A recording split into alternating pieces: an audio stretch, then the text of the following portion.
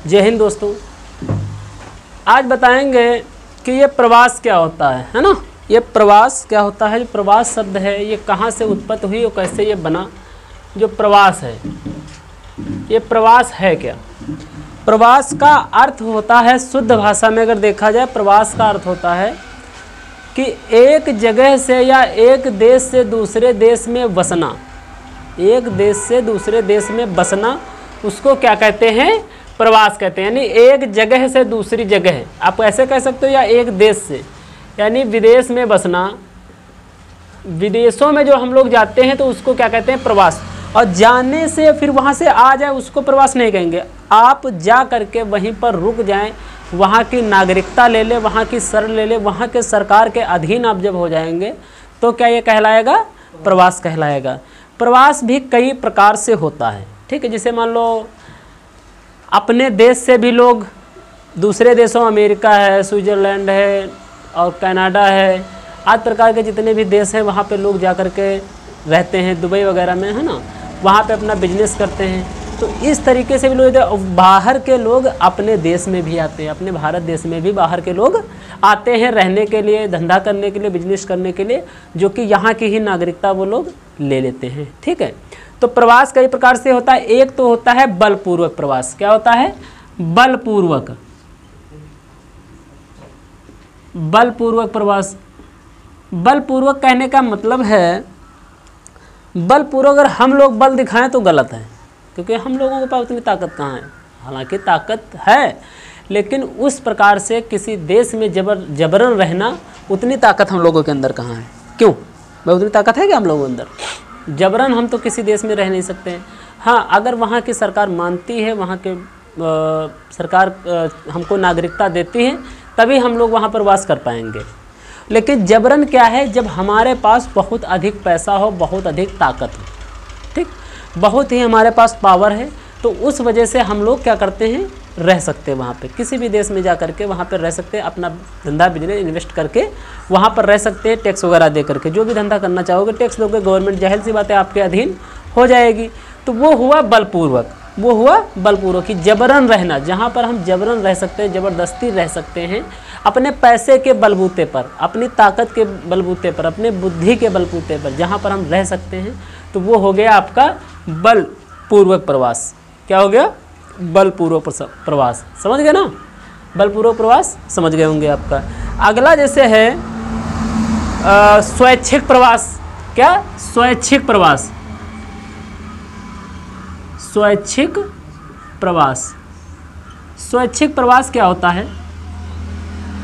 स्वैच्छिक प्रवास का अर्थ होता है जो अपनी इच्छा अनुसार। स्वैच्छिक का मतलब है इच्छा अनुसार।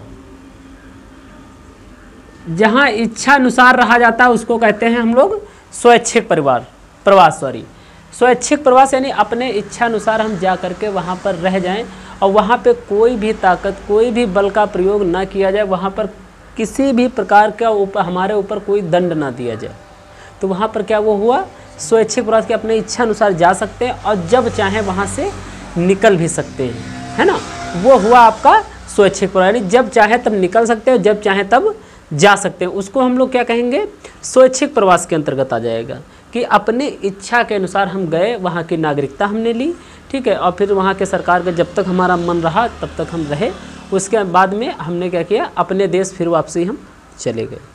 तो ये तो हुआ स्वैच्छिक प्रवास। तो स्वैच्छिक प्रवास का मतलब यही है कि अपने इच्छा अनुसार कहीं पर भी हम जाकर रह सकें, वहाँ की नागरिकता ले सकें और जब मन चाहे तब वहाँ से हम लोग निकल सकें। ये हो गया आपका स्वैच्छिक प्रवास। तीसरा होता है आपका श्रम प्रवास। क्या होता है, श्रम प्रवास। सबसे ज़्यादा यही होता है, सबसे ज़्यादा यही श्रम प्रवास होता है। क्यों? क्योंकि श्रम प्रवास का मतलब है रोजगार के लिए। रोजगार प्रवास आप कह भी सकते हो इसको, श्रम प्रवास या रोजगार प्रवास भी कह सकते हो। श्रम मतलब हम काम करने के विषय से हम लोग जाते हैं, ठीक।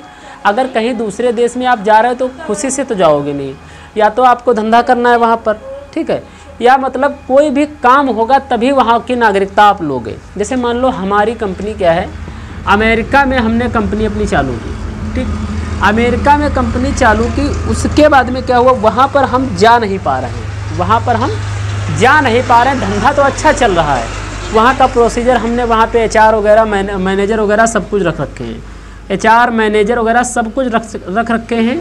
और हम क्या है वहाँ पर डेली तो अप डाउन कर नहीं सकते अमेरिका, जाएंगे यही है कि 1 महीने के बाद, 2 महीने के बाद, 3 महीने के बाद ऐसे हमारा जाना आना होता है। लेकिन तब तक वहाँ पर क्या धंधे में गफला होता है, क्या उसकी हमें पूर्ण जानकारी मिल पाती है, क्या अपनी आंखों से हम देख पाते हैं? नहीं देख पाते हैं। वहाँ पर देखो HR मैनेजर मिल करके जो भी करें, लेबर काम कर रहा है नहीं कर रहा है, ये आपके HR के मैनेजर की जिम्मेदारी है। मैनेजर ने बता दिया कि हाँ इतना इतना टर्नओवर हुआ, इतना इतना इस चीज़ में लॉस हुआ, इतना इतना इस चीज़ में प्रॉफिट हुआ, तो उसी को हम लोग मान लेते हैं, अपना फिर चले आते हैं।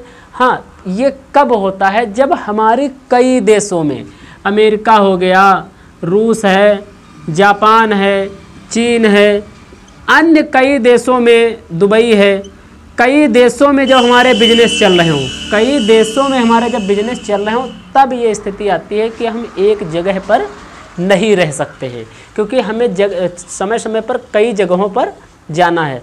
और जब हमारा धंधा एक ही जगह होता है, जब हमारा धंधा पानी जो होता है हमारा एक ही जगह पर होता है, तब हमें ज़रूरी नहीं है कि हम उसी जगह पर रुके और ना रुके, क्योंकि वहाँ पर रुकना अनिवार्य है। क्योंकि एक जगह जब धंधा होगा तो हम हर कोई यही चाहता है कि धंधा जो है, हमारे सारे नौकर चाकर जो भी हैं हमारे आंखों के सामने रहें, हम अपनी आंखों से देख पाएँ, अपने हिसाब किताब से देख पाएँ कि कौन क्या काम कर रहा है, कितना क्या प्रॉफिट किसमें हो रहा है, कितना क्या लॉस हो रहा है। क्योंकि जब मैनेजर वहाँ पे रखोगे और जब डेली आप वहाँ रुकोगे, आपका ऑफिस होगा, तो वहाँ पर जब आएगा मैनेजर तो आपको पूरे दिन का हिसाब किताब देगा, या हफ्ते का हिसाब देगा, या महीने का हिसाब देगा, जैसा आप वहाँ सिचुएशन बनाएं, तो उस हिसाब से आपको हिसाब देता रहेगा और आपको भी संतुष्टि मिलती रहेगी। और जो आने जाने का खर्चा है महीने 2 महीने वाला, वो भी आपका बचेगा, है ना। तो ऐसी स्थिति में क्या होता है, लोग वहाँ पर जा कर के बस जाते हैं। ज़्यादातर यही होता है। अगर भारत देश आपका जब अंग्रेज़ों के ग़ुलाम हुआ था, भारत देश जो क्या था, जब अंग्रेज़ों के ग़ुलाम हुआ था, जब अंग्रेज़ी शासन इस पर आया था, तो आपको पता होगा तो क्या हुआ था कि पहले जो ब्रिटिश के लोग थे, यानी अंग्रेज़ जो थे वो ब्रिटिश के थे, तो ब्रिटिश के जो लोग थे पहले यहाँ पर क्या करने आए थे, धंधा करने आए थे। वो भी किसका? मसालों का, क्योंकि मसाला अपने देश में, भारत देश में सबसे अधिक माना जाता है। मसालों का बिजनेस व्यापार करने आए थे। धीरे धीरे उन्होंने क्या किया, जब उनको आने जाने में दिक्कत होने लगी, आने जाने में दिक्कत होने लगी, फिर उन्होंने क्या किया, यहाँ पर अपनी नागरिकता लेकर के यहीं पर बस गए, यहीं पर रहने लगे। जो यहाँ के राजा थे उनको भी पटापटू लिया, राजा को पटापटू करके कुछ उनको खर्चा पानी दे करके वो धीरे धीरे अपनी धाक जमाने लगे, अपनी धाक जमाने लगे। तो जब राजा के अधीन कौन होता है, राजा के अधीन सारी उनकी प्रजा होती है। और जब अंग्रेज़ों ने राजा के ऊपर ही अपना धाक जमा लिया तो प्रजा अब कहाँ जाएगी, प्रजा भी क्या हुई, उनके अधीन हो गई। कुछ दिनों बाद जब राजा ख़त्म हो गए, राजा नहीं रहे, तब किसका शासन चलने लगा, अंग्रेज़ों का। अंग्रेज़ों ने अपने हिसाब से अपना शासन चलाना शुरू कर दिया। तो हम लोग क्या हुए, उनके गुलाम हो गए कि जैसा वो काम बताते थे वैसा ही हम लोग काम करते थे।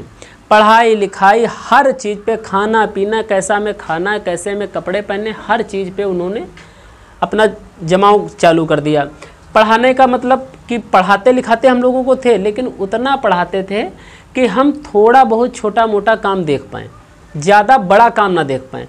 क्योंकि जब ज़्यादा पढ़ जाओगे तो क्या होगा, आपको बड़ा पद मिलेगा, और जब बड़ा पद मिलेगा, बड़ा पद का अधिकारी जो होगा वो कानूनों में परिवर्तन कर सकता है। जैसे सपोज़ करिए एक थाना होता है, थाना ले, स्कूल ले लीजिए, कोई स्कूल है, स्कूल में एक नॉर्मल टीचर जो हो, एक टीचर हो, ठीक, और दूसरा हो आपका प्रिंसिपल।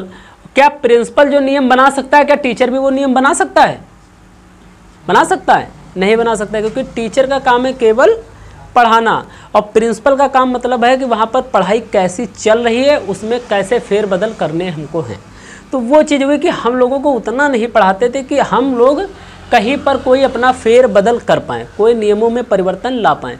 तो जैसा उनको था कि ऐसा तुमको काम करना है, ठीक है भैया, हम जुटे पड़े हैं, उस तरीके से काम करने का मतलब ये क्या हुआ कि ये श्रम प्रवास यानी धंधे के विषय से जाना किसी देश में, वहाँ पे बस जाना, वहाँ की नागरिकता ले लेना, वहाँ रहने लगना, और उसके बाद में जब धंधा हमारा ख़त्म हो, जाना चाहे तो जा सकते हो, ना जाना चाहो तो नहीं जा सकते। तो ये क्या हुआ, श्रम प्रवास हुआ। ठीक है, जय हिंद दोस्तों।